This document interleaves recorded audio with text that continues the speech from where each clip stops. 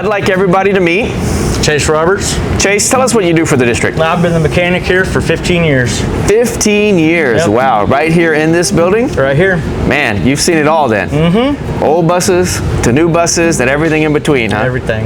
So tell us a little bit about what you do and like how do you make sure the bus is running safe and running right? Well, first thing we do, we check the air conditioning because everybody wants air conditioning. So You can't do without air conditioning here in Texas, we gotta that's for have sure. air conditioning. Okay. And then just check tires, oil, Okay. make sure everything's gonna be going good. So we do all of that here. We don't have any of that. You change the oil, you check the AC, transmission fluid, air pressure. If there's a flat tire, That's us. we do all that stuff. All Man, the that is amazing. And how many mechanics do we have at the district? 2. Just 2 of y'all. And how many buses do we have? Over 80 now. Over 80 buses. 80 and then about 50 cars. And about 50 cars. And you and Gerard, right? You guys handle it all.